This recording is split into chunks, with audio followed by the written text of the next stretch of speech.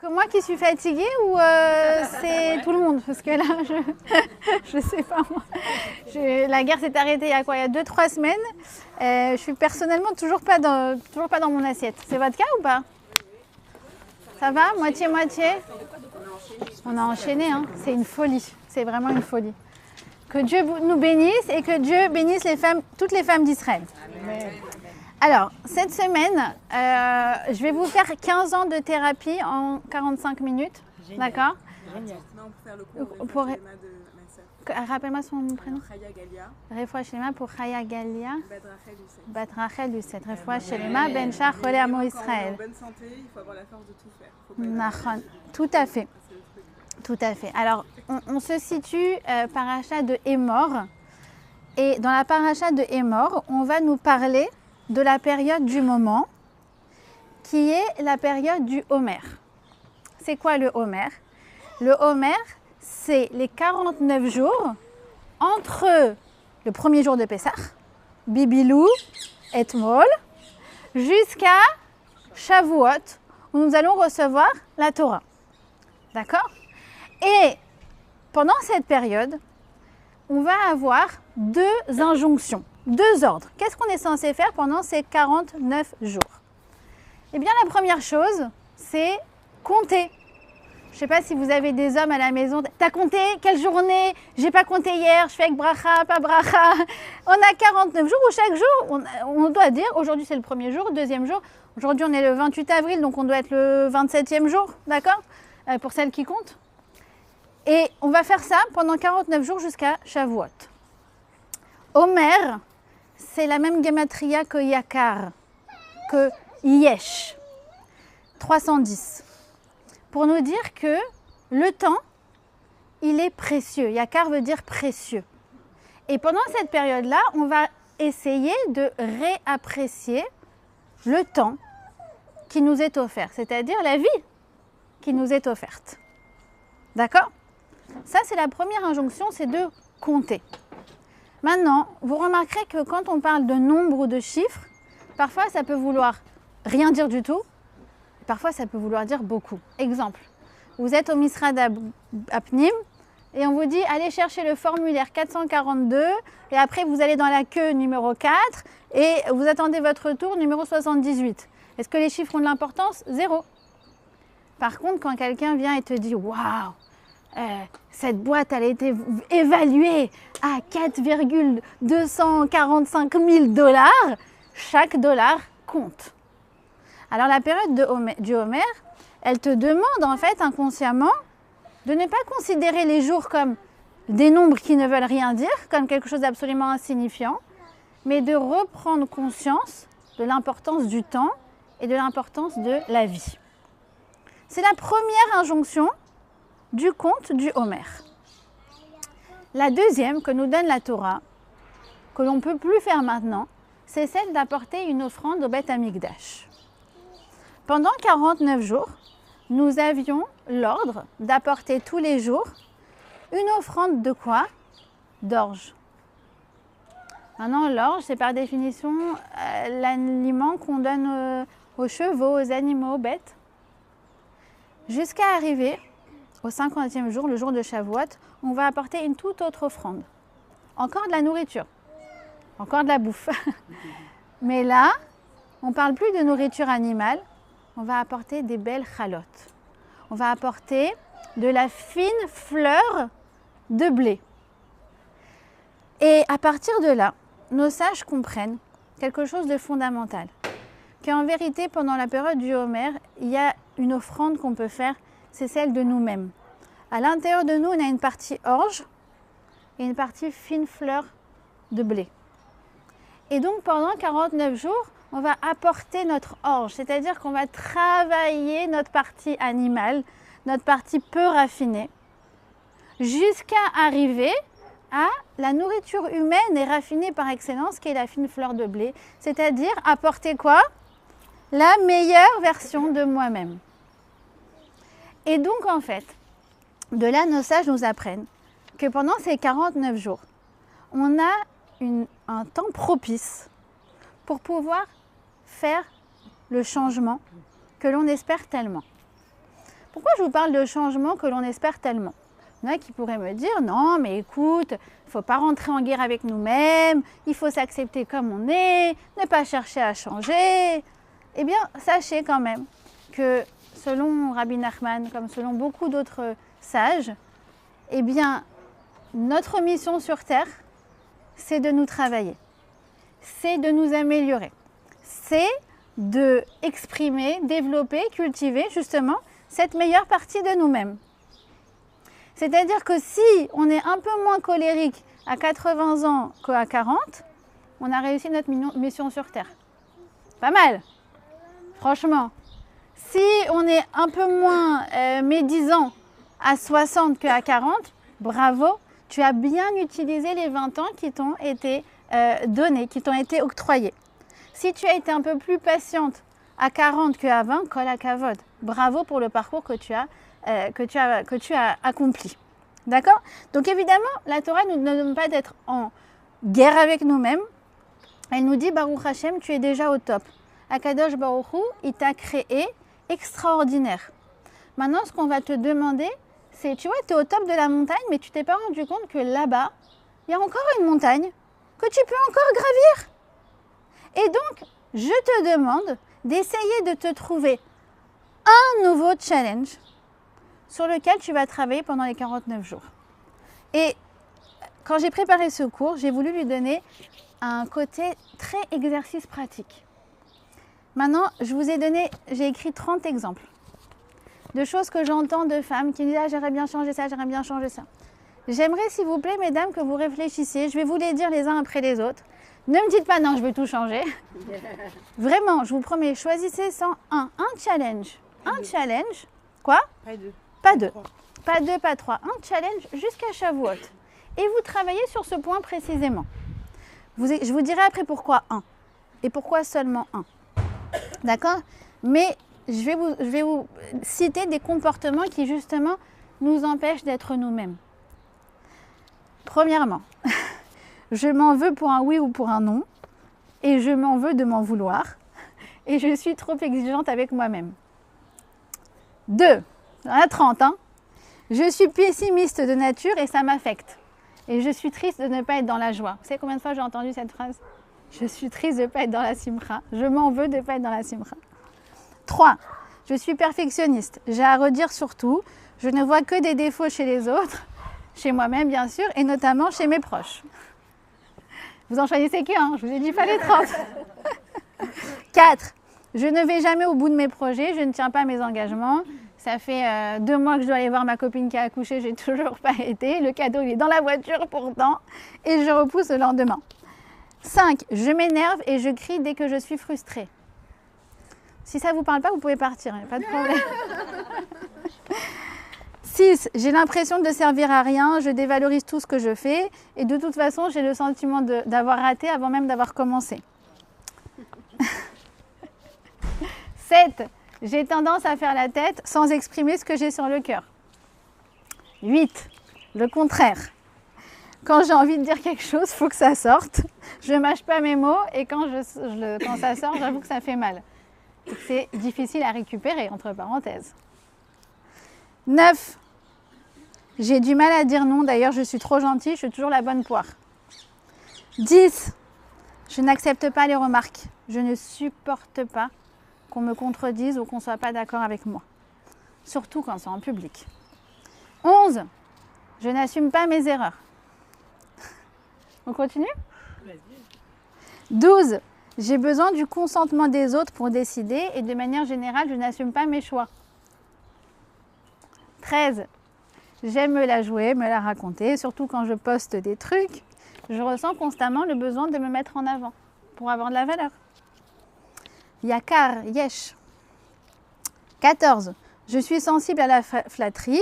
Ça me joue des tours, surtout quand mon boss me dit « Ah, vous êtes excellente, allez-y, prenez ce dossier. » 15. Je remets toujours au lendemain. Je vais me faire une radio, m'acheter des semelles orthopédiques. J'ai l'ordonnance dans mon tiroir depuis 1 an et ça traîne. 16. Je cède facilement à la tentation. J'ai du mal à mettre des limites ou à tenir un régime. En fait, j'ai le programme d'une vie là. Mais regardez, attendez, pourquoi vous étiez venu pour un cours de 45 minutes? Je vous ai dit, je vous ai donné un programme pour les 30 prochaines années là. Non, mais vous pouvez faire un par an si ça vous parle tout. J'ai besoin de dévaloriser les autres pour me mettre en valeur. 18. J'ai peur du conflit. Et donc, je fuis le conflit. D'accord? Parfois, c'est pas bon. 19. Je sens que je suis trop influençable. Je ne fais pas exprès, mais pour moi, c'est le dernier qui a parlé qui a raison. J'ai du mal à me forger ma propre opinion sur les choses. 20. J'ai peur du regard des autres. 21. J'ai toujours besoin d'être en contrôle. J'ai du mal à déléguer. 22. Je suis dépensière. Dès qu'on me parle d'un truc, je cours l'acheter, même si j'en ai pas besoin. 23. Je suis trop sensible à tout ce qui se passe autour de moi. La souffrance des autres, ça me bouffe et je n'arrive pas à prendre la distance. 24. Je stresse facilement. Dès que je suis prise de court, je suis paralysée. 25. J'anticipe trop. J'imagine tout ce qui peut arriver de grave, ce qui peut mal se passer. Je me fais des films facilement. 26. Je suis envieuse. À chaque fois que je vois quelque chose que quelqu'un a, je me dis pourquoi elle et pas moi. 27. J'ai du mal à juger avec bienveillance. Je juge trop vite. Je tire des conclusions hâtives et évidemment souvent en défaveur des autres. 28. Je suis insatisfaite de ce que j'ai. 29. J'ai peur du changement. Donc, je préfère rester en statu quo, même si c'est mauvais pour moi. 30. Je suis rancunière. Quand j'en veux à quelqu'un, c'est pour la vie. Et parfois, cette personne-là, c'est moi-même. Ah oui? Ouais, il y en a. D'accord? Vous faites cet exercice, c'est bon, vous en avez choisi un? Je vous en prie, vraiment un et pas deux. Hyper dur de choisir un. Un, vas-y, choisis-le par hasard. Ah non, pas par hasard. Choisis celui où ton cœur il a réagi. Régime, par exemple. Le régime. D'accord. Alors on va parler du régime aujourd'hui. Parce que dans cette chose-là, on peut inclure plein de choses qu'on n'arrive pas à faire. Ça peut être le sport, ça peut être vraiment plein de choses sur lesquelles on n'arrive pas à s'organiser, à se maîtriser. Ok. Alors du coup, on décide. Un matin, on se lève. Et ce matin, c'est aujourd'hui 28 avril. Et on dit, je veux travailler sur ce point. Ne pas céder à la tentation. Aller jusqu'au bout de ce que je me suis fixé. Et perdre mes 2 kilos. D'accord? Ça vous va? Alors, comment on fait? Parce que vous savez très bien que le changement, il ne se fait pas en ayant juste décidé. Ça serait trop facile. Quelqu'un qui se lève un matin, ça y est, j'arrête de me mettre en colère. Super. 1 heure après, il sort, il voit le PV sur sa voiture. Mais qu'est-ce que c'est que ça? Et elle était où la décision que tu as prise il y a à peine 1 heure? Volatilisée. D'accord? Donc, évidemment, moi j'aime bien dire ça, entre je sais et je suis, il y a presque tout l'alphabet. Donc entre je sais et je suis, il va falloir passer beaucoup d'étapes pour devenir ce que l'on sait. D'accord? Alors c'est génial. Pourquoi? Parce qu'en un passouk, vous avez la clé de tout le coaching. Ça veut dire qu'en fait, tout ce que vous trouvez d'actuel qui est efficace, PNL, CBT, changement, tout ce que vous trouvez en termes de coaching, vous l'avez en un passouk de notre paracha. C'est quoi ce passouk?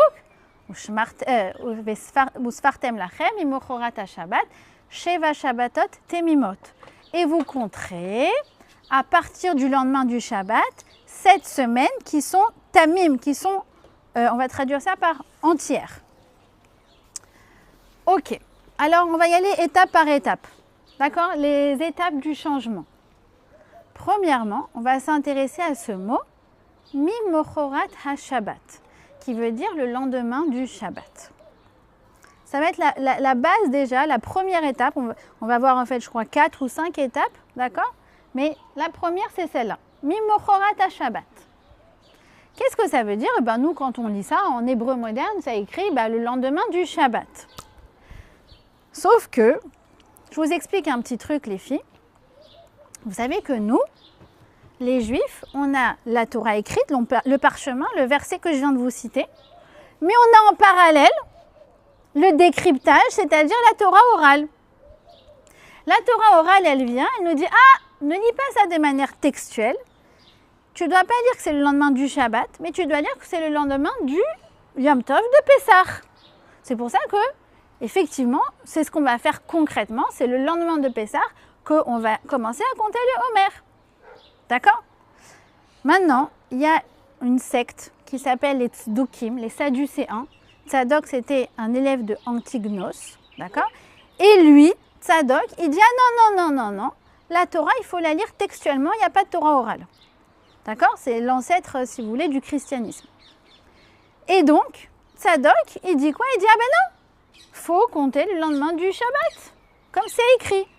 C'est pour ça que les chrétiens, ils ont le lundi de Pâques, parce que c'est le lendemain du dimanche, leur Shabbat. Et après, ils vont compter 50 jours jusqu'au lundi de Pentecôte. Ça tombera toujours un lundi, c'est Mimochorat à Shabbat. D'accord? Moi qui étais à l'école publique, ils nous distribuaient, on avait le calendrier de l'Avent avec les petits chocolats. Et donc, pendant 50 jours, les chrétiens, ils ont ça. C'est juste une déformation du conte du Homer. D'accord? Waouh! Tu veux des lunettes? Non, je veux pas de lunettes, mais je sais pas quand je vais réussir à faire le cours comme ça. Ok. On échange? On échange. Non, ça va, je vais gérer. Tu peux te mettre là.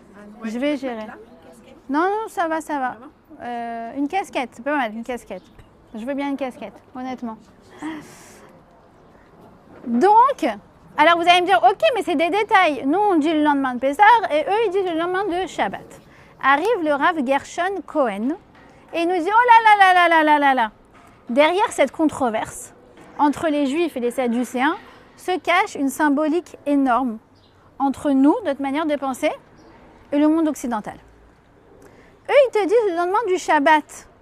Shabbat, c'est quoi? C'est un jour qui te tombe dessus.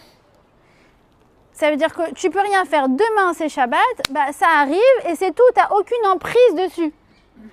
Si tu n'as rien fait à manger Shabbat et rentré, tu vas manger ce qu'il y a, tu ne peux pas le changer. D'accord? Alors ça aussi, celle qui est à l'école publique, elles peuvent connaître ça. Le prof qui te dit, mais tu ne peux pas décaler ton Shabbat.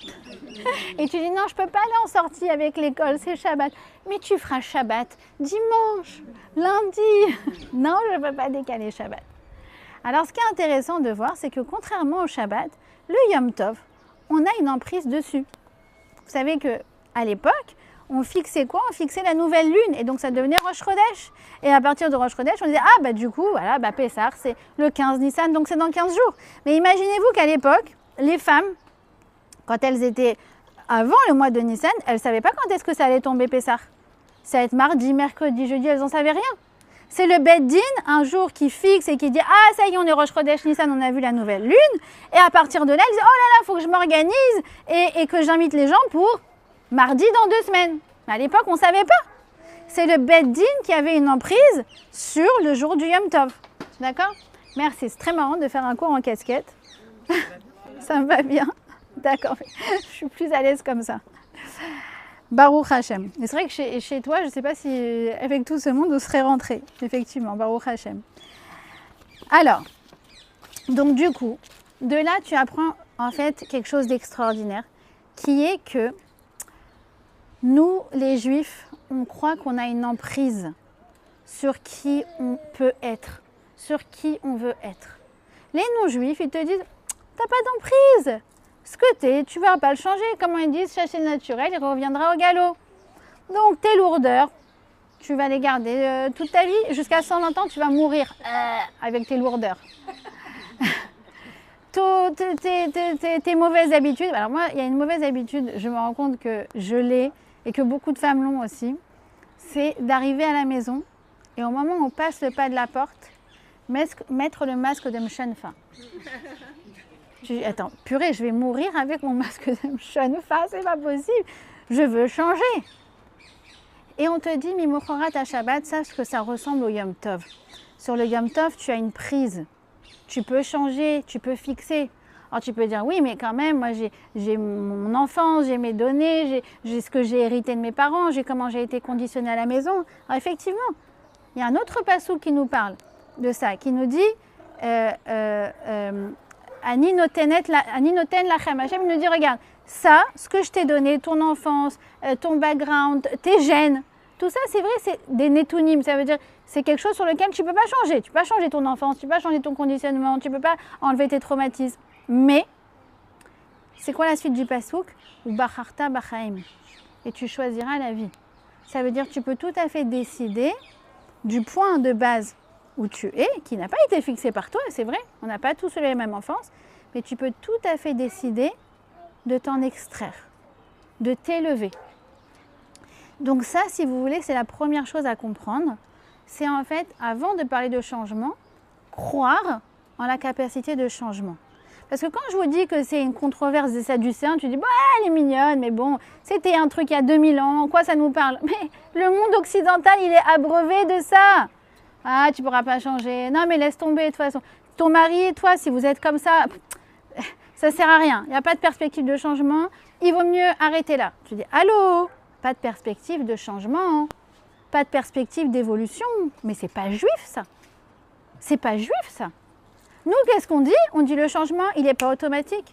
Mais on se relève les manches et on se dit au boulot. Et Dieu nous a donné cette période propice, 49 jours, où tout ce que tu as du mal à faire pendant l'année, alors là, c'est comme si tu avais un raccourci qui te permet de réussir ce que tu n'arrives pas à faire pendant tout le reste de l'année. C'est pour ça que je vous ai dit, choisissez un challenge et tous les jours, vous allez voir, on va se fixer un programme. Donc la première chose, c'est de croire justement en cette capacité de changement. J'ai choisi un challenge et je crois que je suis capable d'y arriver. Maintenant, tout ça, ça se met sur un fond de quoi? Vous savez, cette paracha de Hémor, où on parle du Homer, elle se situe toujours entre 2 semaines. On a 49 semaines, ouais. On a, pardon, 7 semaines, 49 jours. Ouais. Vous savez que chaque semaine, elle est teintée d'une thématique. Première semaine, c'est Chesed, la bonté. On va travailler sur ça. La deuxième, c'est Gvura, la rigueur. Troisième, c'est Tiferet, l'harmonie, etc. Vous remarquerez, j'ai remarqué avec les années, depuis 11 ans, que j'enseigne Parashat Hémor, qu'elle est toujours à cheval entre Netzar et Hod. C'est quoi Netzar et Hod? Netzar, c'est je veux sortir victorieuse, je veux y arriver. Je veux arriver à faire mon régime, je veux arriver à ne pas m'énerver, je veux arriver à être plus patiente, je veux arriver à mieux juger l'autre, je veux arriver à tenir mes engagements, je veux. Et Hod, c'est quoi? C'est reconnaître. Reconnaître qui je suis, savoir qui je suis et faire la paix avec moi-même. C'est-à-dire, le point de base où je suis maintenant, c'est Hachem qui me l'a fixé. C'est Hachem qui a voulu qu'aujourd'hui je me batte avec, que je fasse ce combat. Et tu vois d'autres femmes, tu dis mais c'est fou ça. Purée, moi je suis sûre que quand elle rentre chez elle, elle n'a pas son masque de Mshenfa. Pourquoi il n'y a que moi qui est là? C'est Akadosh Baruch Hu qui te l'a fixé et il te dit voilà, allô, ça y est, t'as compris maintenant, c'est ton challenge. C'est comme des enfants, on leur dit ouais, tiens, je te donne cet exercice, toi tu fais ce jeu, toi tu fais ce challenge. Ah pourquoi moi j'ai pas les mêmes exercices que l'autre? C'est la mère qui a fixé. C'est la même chose, Akadosh Baruch Hu, il a fixé. Que ton combat à toi, il est kadosh. Comme c'est écrit dans Parashat Shemot, il y a écrit, Dieu dit à Moshe, la terre sur laquelle tu te trouves, elle est kadosh. C'est-à-dire le challenge, le terrain de travail sur lequel tu te trouves, il est kadosh. Donc la première chose, c'est de ne pas rentrer en hostilité avec nous-mêmes et se dire, et sans vouloir, de se dire, purée, elle en a cité 30, mais moi je crois que c'est les 30 que j'aimerais travailler. Un seul, et tu dis merci à Hachem qui m'a éclairé et qui m'a dit quel est mon combat dans la vie. Pourquoi c'est important d'avoir des combats? Pourquoi c'est important? Tu as envie de dire à Hachem, allô, je peux être en vacances, s'il te plaît. Ah mais c'est vrai, tu dis, déjà on a 613 mitzvot. Là aujourd'hui on a découvert qu'on en a 614 en fait. Qu'on nous a rajouté qu'il faut s'améliorer. Mais c'est pas écrit, c'est Derech Eretz Kadmon Torah, en fait c'est la base de tout. Tu dis mais je peux pas genre juste me laisser aller. Alors en fait ça c'est un très grand principe, encore une fois qui nous distingue de toute la pensée occidentale. Nos sages nous expliquent une chose, que quand tu dis viens je reste moi-même, je bouge pas, cherche pas à changer, même pas un point, rien. Alors en fait exactement tu régresses. Il n'y a pas de terrain neutre chez nous. Terrain neutre égale pente glissante. Donc toi, tu te dis, je suis sur la montagne, je reste là où je suis, ça va. Vous savez, comme les gens qui partent au ski, qui disent, non, moi je ne vais pas faire les pistes, je vais être en bas des pistes à manger des crêpes. D'accord? Je fais partie de ces gens-là. Laisse-moi manger mes crêpes en bas des pistes. Mais allô?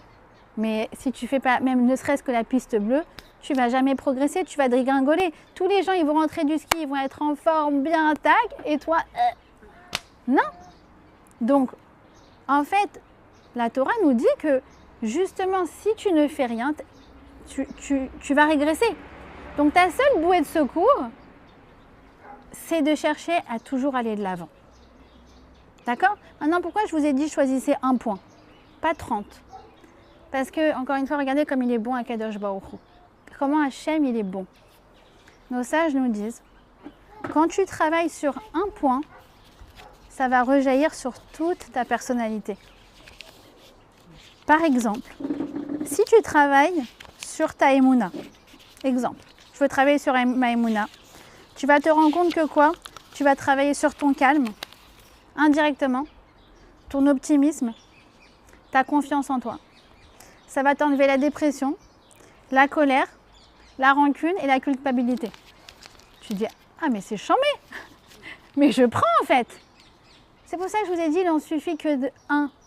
Choisis un challenge, tu vas voir que les 30, ils vont progresser. Les 30 points que j'ai cités, ils vont progresser. D'accord? Donc ça, c'est la première chose. C'est donc de croire au changement. D'accord? La deuxième chose, c'est quoi? Deuxième étape. La deuxième étape, c'est d'arrêter de se juger négativement. Je m'explique.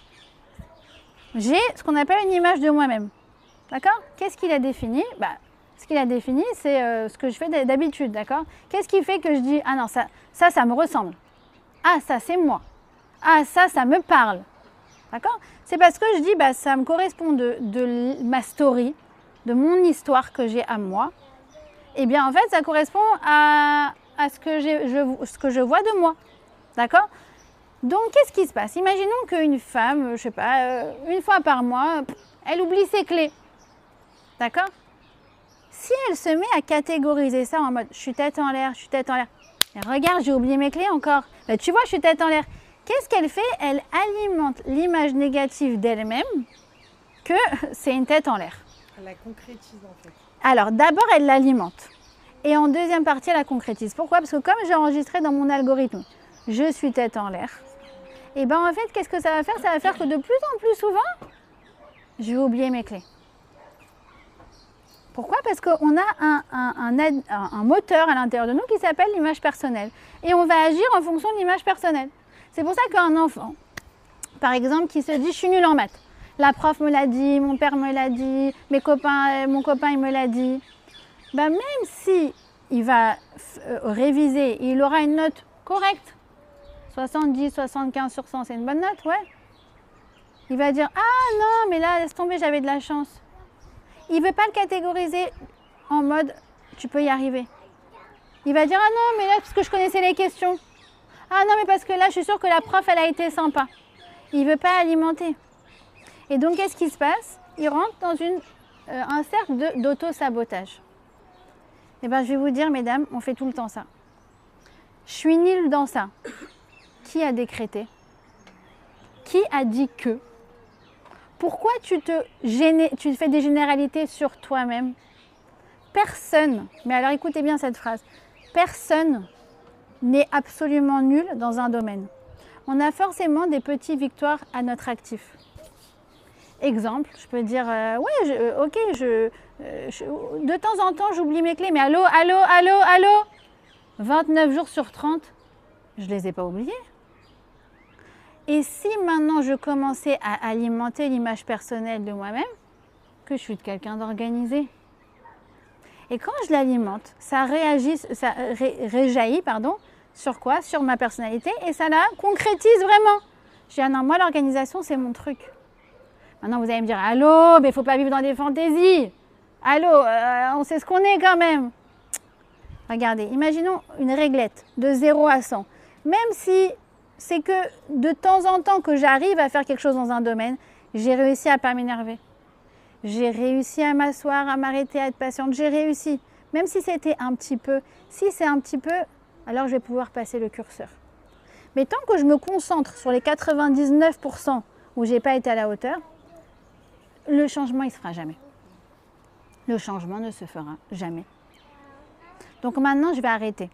Et je vais commencer à récolter, à catégoriser toutes les fois où j'ai fait preuve de réussite. Et je dis ça, waouh!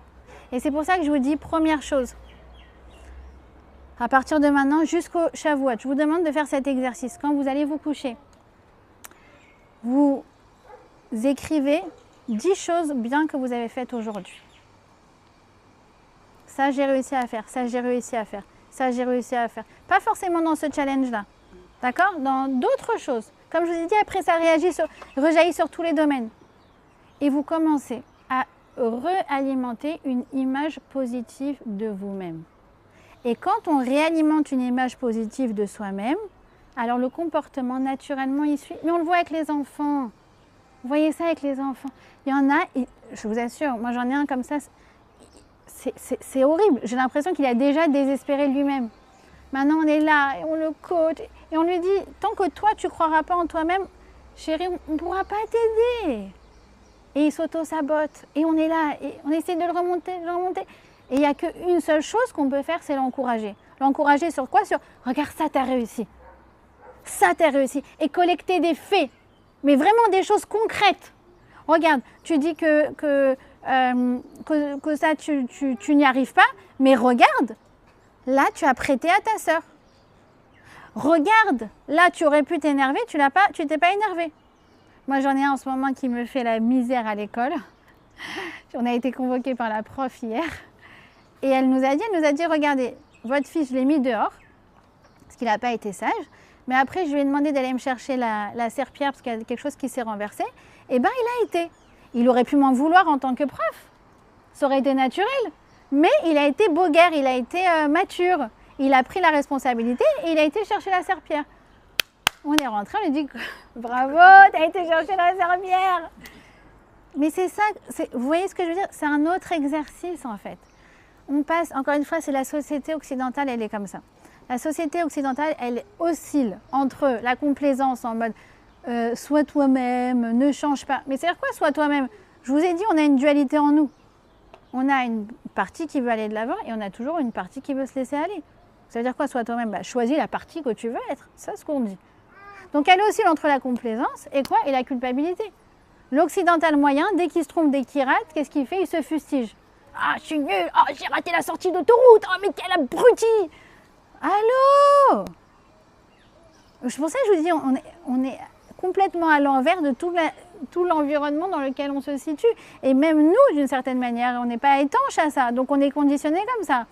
Et donc on est obligé de faire un travail à l'envers pour se reconditionner en collectant le positif sur nous-mêmes. Il n'y a pas d'autre clé. C'est quoi les histoires de CBT, de PNL? C'est raconte-toi une nouvelle story. C'est ça, c'est raconte-toi une nouvelle story. Vous connaissez un peu ces techniques-là? Oui? PNL, c'est programmation neurolinguistique. Je raconte une nouvelle histoire sur moi-même qu'il faut que j'entende et qu'il faut que j'intègre. Et c'est que comme ça que le changement il va se faire. Cognitive Behavior Therapy, CBT, c'est comment changer. C'est pareil, c'est changer notre vision des choses pour changer notre comportement. Mais tout ça, ça découle du même pasouk qui est Usfartem lachem mimuchorat Shabbat. Ensuite, tu peux retraduire ce Usfartem lachem, vous compterez depuis le lendemain du Yom Tov, d'accord? Ça veut dire prends conscience que tu as une emprise sur les choses. Sheva Shabbatot, 7 Shabbat, 7 semaines. Temimot, ça veut dire entier, mais on va le traduire un peu différemment dans notre cours. On découle cette remise en question sur nous-mêmes. Non, on la découle de l'offrande du Homer, du Korban du Homer. On comprend que si pendant ces 7 jours, on doit compter l'isport, on doit compter 1 jusqu'à 49, d'accord? Et d'ailleurs, vous remarquez que sofer, raconter, c'est aussi raconter. C'est le moment de se raconter une nouvelle story. D'accord? Deuxièmement, on apporte le korban du Homer, c'est-à-dire qu'on apporte l'orge, on apporte notre partie animale de nous-mêmes. De là, nos sages nous ont dit que c'est une période propice pour le changement sur soi. D'accord? Sheva Shabbatot, 7 semaines. Alors 7, c'est un chiffre très particulier, mesdames. Quoi? La pureté. C'est la pureté. 7, alors, 7, ça fait référence notamment à Sheva Ipol Tzadik Vekam. 7 fois on tombe et on se relève. Le Rav Hutner, il te dit, tu sais, la réussite, une réussite ne peut passer que par 7 erreurs. 7. Il n'y a pas d'autre chemin. Tu ne peux rien arriver définitivement dès la première fois. Ça va te demander en fait de te ramasser. J'ai décidé d'arrêter de crier. Ok.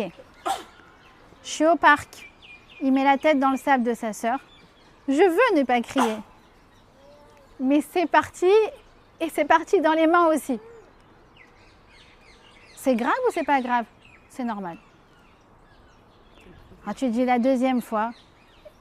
Là, alors là, non, il a trop exagéré. Là, je suis désolée. Là, c'est pas possible. Là, j'ai hurlé, j'ai truc, j'ai machin. C'est grave ou c'est pas grave? C'est normal. 3 fois, 4 fois, 5 fois, 6 fois, 7 fois. Et je me rappellerai toute ma vie ce qu'elle a dit, Vanessa Benzaken, au nom de Rav Jacobson. Si toi, tu es au parc, tu avais cette kavana de ne pas t'énerver, et tu l'as fait quand même, c'est-à-dire que tu as crié, mais tu as crié 3 décibels de moins que ce que tu cries normalement. Du fait que tu avais cette bonne intention à la base. Alors les femmes au parc, elles te regardent comme ça, genre. Et Akadosh Baruch Hu, il dit tzadika. Dans les Shamaim, on dit tzadika. Parce que personne ne sait quels sont nos combats. Parce que personne ne sait quelles sont nos intentions. Parce que personne ne sait et ne saura combien ça nous a coûté de baisser ces 3 décibels. La seule personne qui peut tout gâcher, c'est nous-mêmes. En disant, ben voilà, tu vois. Vous savez, il y a 2 Yetzer Hara. Il y a celui qui te dit crie, et après, il y a celui qui te dit, bah tu vois, qu'est-ce que tu veux que je te dise? Tu peux rien sortir de toi, quoi. Vraiment, t'es une mère, alors là. Moi, j'ai dit ça récemment, justement, à Vanessa Benzaken, comme j'ai arrêté sa formation. C'était une formation de 3 ans. Là, c'est fini. Je lui ai dit, depuis que je n'ai plus vos cours, je suis une très mauvaise maman. Elle m'a dit, ne dis pas ça. Dis, tu es une bonne maman et certains comportements ne te correspondent pas. Ne correspondent pas à ta noblesse, ne correspondent pas à ta grandeur, ne correspondent pas à tes cavanotes. Mais c'est pas grave, l'important c'est d'être en chemin. L'important c'est de se prendre en main. Comme je vous ai dit, c'est de cultiver en fait cette partie de nous qui veut aller vers le haut. Et la seule, et je vous le répète, la seule qui peut tout gâcher, c'est nous-mêmes. En disant, ah bah, tu vois, pourtant ce matin, tu étais là, tu te disais, ouais, je vais faire ça, je vais faire ça, je vais faire le régime, je vais faire le sport, je vais faire le machin, je vais faire le truc. T'as fait quoi cette semaine? À part bouffer des crêpes en bas des skis, t'as fait quoi? Alors? Il n'y a que nous. Il n'y a que nous. Et ton Yetzer Hara, tu lui parles et tu lui dis, écoute mon coco, je me suis un peu plus dynamisée cette semaine que le reste. Ouais, t'appelles ça dynamisme. Vous connaissez ces dialogues dans vos têtes ou pas? Vous les avez ou pas? Non? Vous n'avez pas ces dialogues intérieurs? Et oui, t'es se dynamiser. Se dynamiser. Alors là, franchement, tu dis, si, je suis en bonne voie. Et je collecte, et je collecte, et je collecte. Et il n'y a que comme ça. Vous savez, c'est comme si, imagine, le Yetzer Hara, c'est un monstre. Comme ça. Et vous prenez des petites madbécotes et un à un, vous collectez. Et vous commencez à couvrir le monstre. D'accord? Et il est toujours là, hein, il est toujours là, mais au fur et à mesure, hop, on le couvre. Et non seulement on le couvre, on ne le voit plus, mais en fait, au fur et à mesure, on va voir une nouvelle image. Et pour ça, ça passe par 7. Sheva, Ipol, Tzadik, Vekam. Vous savez, une fois, il y a une fille qui s'est inscrite au cours de ballet. D'accord? C'était pas la plus gracieuse, visiblement. Et il y a 2 mères qui sont venues au spectacle du cours de danse. Et il y a une mère qui lui dit, qui commence à parler à l'autre et qui dit, c'est qui votre fille? Et elle lui dit, ma fille c'est elle. Elle fait, ah, ta fille c'est celle qui n'arrête pas de tomber? Alors elle dit, non, ma fille c'est celle qui n'arrête pas de se relever. faut changer de disque. Faut changer de disque. Faut changer de disque. D'accord? Donc, tout ça, cette culpabilité infondée, ça va nous torpiller le processus. Il faut passer de l'autre côté, du côté du collecter du positif. Quatrième chose, Temimot. Alors, Tamim, ça veut dire entier, mais Tamim, ça veut aussi dire, comment dire, Tamim. Vous savez, quand les Juifs sont partis dans le désert et qu'ils ont suivi Akadosh Baruch Hu, ils ne savaient pas où ils allaient.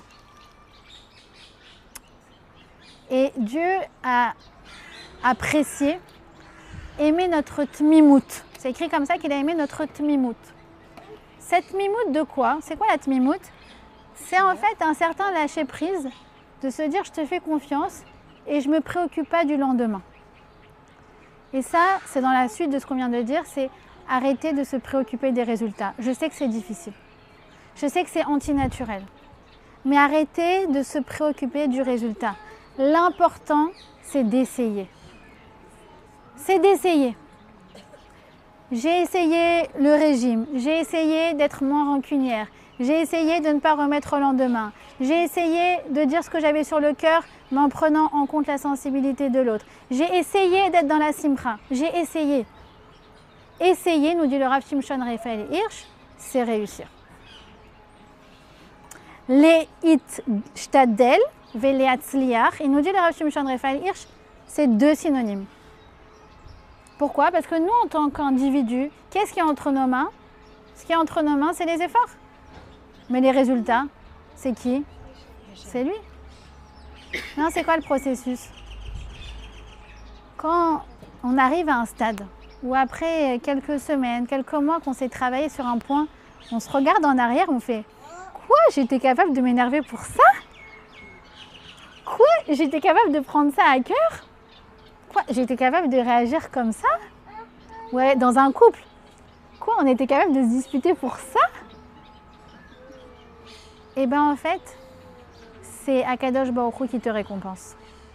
Cette réussite-là, c'est la tienne. C'est Akadosh Baruch Hu qui a vu, je remets ma casquette, qui a vu tes kavanotes, qui a vu que tu voulais réussir dans ton couple, qui a vu que tu veux réussir dans ton chinour, qui a vu que tu veux réussir dans tout ce qu'on a dit jusqu'à maintenant. Et qui te dit, tu sais quoi ma fille? Je vais te récompenser. Et la récompense, c'est quoi? C'est le changement. Le changement, ce n'est pas une conséquence. Ce n'est pas une conséquence, c'est une récompense. C'est Akadosh Baruch Hu qui a vu tes kavanotes. Il a vu tes kavanotes. Il a vu que le matin, tu te lèves et tu te dis Hachem, je t'en prie, je veux réussir ça, je veux. Et tu as fait un peu d'efforts. Maintenant, les efforts, personne ne les verra. Pourquoi? Parce que ça t'a fait juste crier 3 décibels de moins. Quelle est la différence entre 148 décibels et 145, franchement? Il y a quelqu'un qui voit la différence? Lui. Et il te dit, fais comme moi je vois. Alors toi, il faut que tu vois aussi. Il faut qu'on marche ensemble. Et à la fin, je ne sais pas quand, peut-être au bout de semaines, de mois, d'années, je m'en fiche, peu importe. On s'en fiche de la longueur du processus. Parce que pendant tout ce temps, on a fait ce qu'on avait à faire. Nous, on a été tzadikat. À la fin, tu dis, incroyable. Quelque chose qui, avant, c'était une habitude en moi qui était ancrée. D'arriver, de jeter mes chaussettes, de faire ceci, de faire cela. Et maintenant, je prends la responsabilité, je range, j'organise, j'ordonne. Ou avant, j'étais incapable j'étais tellement sous l'eau, je pensais que à moi. Baruch Hashem, aujourd'hui, j'arrive à faire du volontariat, j'arrive à être secouriste. Vous savez que Anouk, je crois qu'on peut toutes l'applaudir d'ailleurs. Je suis très très fière d'avoir une amie secouriste volontaire de Yichud Hatzalah. Je ne sais pas comment tu arrives à caser ça dans ton emploi du temps d'ailleurs. Et tu dis, non mais c'est vrai, et tu regardes en arrière Anouk et tu te dis, mais comment moi j'ai réussi ça? C'est une récompense d'Akadosh Baruch Hu. Il a vu tes kavanotes. Il a vu que tu veux aider le clan Israël. Tu as commencé avec les repas pour les soldats. Tu as continué avec les repas pour les familles. Et maintenant, tu continues avec le fait de secourir des gens en Israël. C'est incroyable. Vous voyez comment c'est des cercles vertueux? Tu te dis, moi j'ai commencé juste à faire ça. Et en fait, ça alimente, ça alimente, ça alimente, ça alimente, ça alimente. Comme tu as dit, ça concrétise. Sur encore bien d'autres domaines, ça réjaillit. C'est ça qui est extraordinaire. Kadosh Baruch Hu, il est bon. Il est bon. Il voit nos efforts. Et il nous récompense d'une manière surnaturelle. Et c'est le dernier point que je vais voir. Il y a écrit comme ça qu'on doit compter 7 semaines qui font combien de jours? 49. Sauf qu'on dirait que la Torah s'est trompée parce qu'il y a marqué tu dois compter 7 semaines, ce qui fera 50 jours. J'ai envie de dire quand même. Quand même. Moi, chez Rabbeinu, il aurait dû se relire. Là, ça va pas. 7 fois 7. On sait tous, ça fait 49, 7 au carré. Alors pourquoi? C'est quoi? C'est une erreur de calcul? Non, encore une fois. Alors le 50e jour, il symbolise... C'est la récompense. Alors effectivement, mais je crois que c'est le Noam Elimelech, si je ne me trompe pas. Oui, il dit que le 50e jour, il symbolise quoi? Il symbolise justement tout le processus qu'on vient de décrire. Moi, pendant 49 jours, j'ai fait ma avoda. Hop, j'ai eu mes bonnes intentions le matin. J'ai fait un effort dans un domaine en particulier. J'ai essayé de m'améliorer, mais surtout, je me suis réconciliée avec moi-même. D'accord? C'est vrai que j'ai une exigence, mais c'est sur une toile de fond de bienveillance, de me réconcilier avec moi-même. Et surtout, j'alimente cette image positive que j'ai de moi-même. Alors, Akadosh Baruch Hu, il voit ça. Et en fait, le 50e jour, c'est son jour à lui. Ça veut dire que c'est sa touche finale à lui. C'est quoi sa touche finale? C'est justement toute cette aide providentielle, toute cette aide extraordinaire pour te faire devenir qui tu veux être. On est bien loin des sadducéens qui te disent « Oh, tu peux rien changer, de toute façon, c'est comme ça, c'est pas autrement. » Non, parce que nous, on a la Emouna. On a la Emouna que Akadosh Baruch Hu, il nous regarde. On a la Emouna que Akadosh Baruch Hu, c'est notre coach. On a la Emouna que Akadosh Baruch Hu, il voit toutes nos bonnes intentions. On a la Emouna que Akadosh Baruch Hu, il collecte avec nous les bonnes intentions, les bons comportements. Et avec ça, il nous récompense d'une chose extraordinaire qui s'appelle le changement et qui s'appelle la meilleure version de nous-mêmes. Et ça, c'est ce qui va nous permettre le 50e jour, le jour du don de la Torah, le jour de Shavuot, de la recevoir en étant encore mieux qu'on était l'année dernière. Et ça jusqu'à 120 ans. D'accord? Donc, en conclusion, premièrement, saisissez ce temps précieux de Sfirat HaOmer. L'e-sport, comme je vous ai dit, c'est compter. Vous vous rendez compte à quel point c'est précieux. L'e-sport, Sofer, c'est également raconter. Racontez-vous une nouvelle histoire. Chaque matin, une nouvelle story. Une story pour vous. D'accord? Donc, saisir ce temps précieux pour le changement. Se raconter une nouvelle histoire. Se dire que le changement ne se fait pas en un jour. Persévérer. Ne jamais se décourager. Ne pas se focaliser sur les résultats. Et laisser Akadosh Baruch Hu nous envoyer toute l'aide providentielle pour devenir la meilleure version de nous-mêmes. Voilà. Bon Omer et bon travail.